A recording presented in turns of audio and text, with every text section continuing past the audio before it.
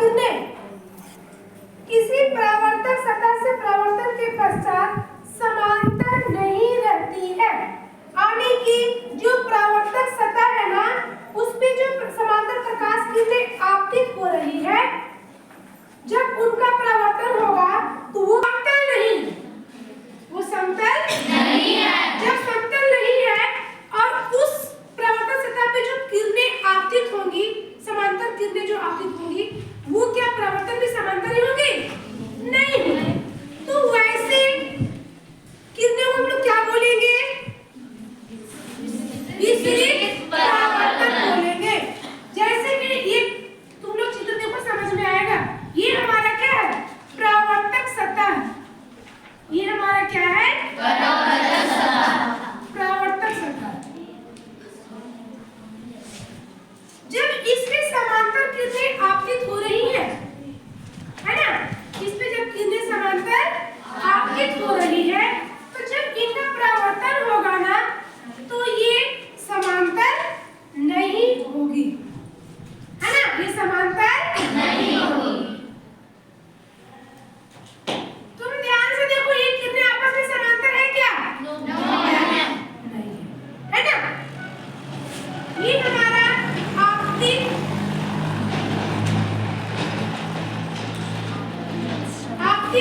समांतर किरणें है ना? समांतर किरणें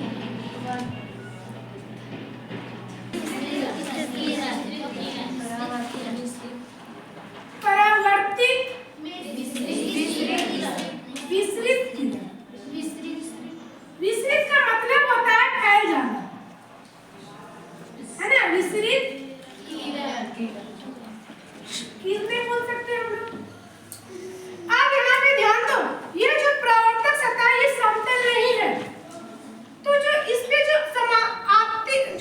आपतित समांतर किरणें जो आपतित होगी इस परावर्तक सतह पे, तो जब इनका परावर्तन होगा ना, तो ये किरणें समांतर नहीं होगी, और ये जो किरणें हैं उनको क्या बोले जाएंगे? परावर्तित विसरित किरण। परावर्तित विसरित किरण। और इसी को क्या बोलते हैं हम लोग? विसरित परावर्तन। विसरित परावर्तन। क्योंकि परावर्तन होने के बाद ये समांतर नहीं है, ये क्या है? विसरित है, यानी कि एक दूसरी जगह दिशा में फैल रहा है। ये ध्यान से देखो, जो पहली किरण है ये इधर बेंड हो रहा है, दूसरी किरण है ये इधर, तीसरी किरण है ये इधर, यानी ये बेंड होने के बाद समांतर में नहीं है, ये विसरित हो जाएगी, फैल रहा है। क्या तो समझ में आया? अब हम देखेंगे समतल दर्पण से बने प्रतिबिंब की विशेषताएं, है ना? हम लोग अगला पॉइंट क्या देखेंगे?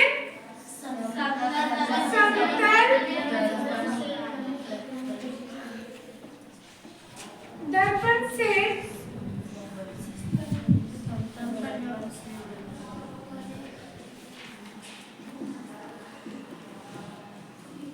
बने प्रतिबिंब की विशेषताएं। तो पहले विशेषताएं क्या है? समतल दर्पण से बना प्रतिबिंब आभासी होता है।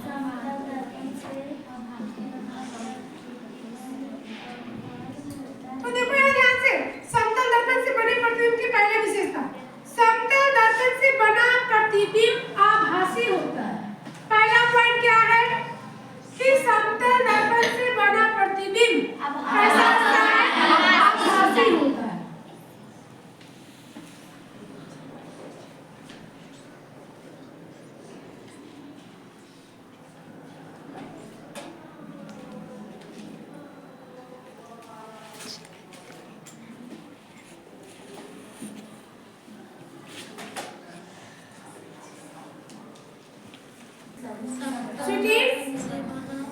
पीछे बनता है, और ये जो समतल दर्पण है, हमारा जो समतल दर्पण है, इसमें जो प्रतिबिंब बन रहा है ना, वो दर्पण के पीछे बनता है।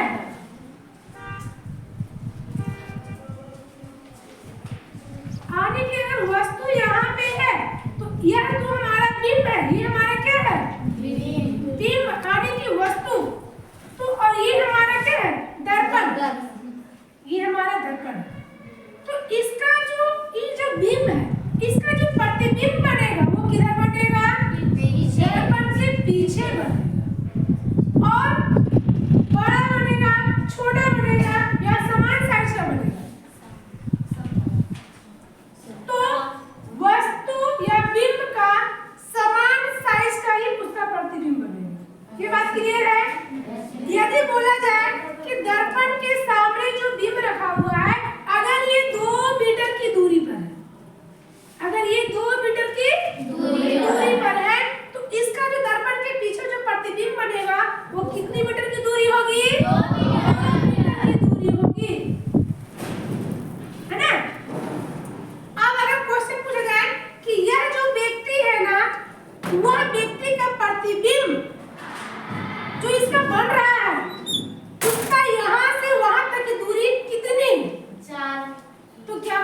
बच्चा? क्या हो जाएगा? 2 मीटर इधर, ध्यान से देखो, 2 मीटर यहाँ पे दर्पण से बिंब तक है ना, बिंब दर्पण से बिंब तक 2 मीटर और दर्पण से प्रतिबिंब तक 2 मीटर। बात समझ में आया? टोटल 4 मीटर की दूरी हो गया, है ना? ये क्लियर है? तो इसी तरह हो जाएगा। पहला पॉइंट क्या है? समतल दर्पण से बना प्रतिबिंब आभासी होगा, और दूसरा समतल दर्पण से बना प्रतिबिंब दर्पण के पीछे होता है।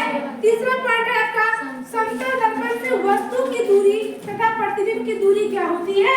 समान होती है। जो बात अभी हम आपको यहाँ बताएं, है ना, कि समतल दर्पण से वस्तु की दूरी, ये हमारा वस्तु है ना, तथा प्रतिबिंब की जो दूरी है वो समान होती है, इक्वल होती है आपस में।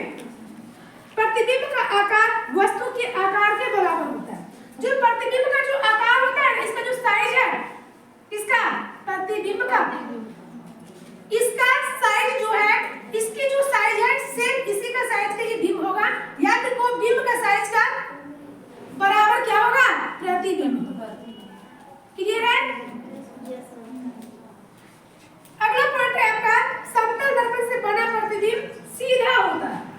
समतल दर्पण से बना प्रतिबिंब सीधा होता है। ये बहुत इंपॉर्टेंट पॉइंट है। ये आपका कितना पॉइंट है? 6 पॉइंट है ना? 6 पॉइंट बहुत इंपॉर्टेंट है, इसको ध्यान रखो। ऐसा नहीं है ना कि आपको ये प्रतिबिंब हम ऐसे देख रहे हैं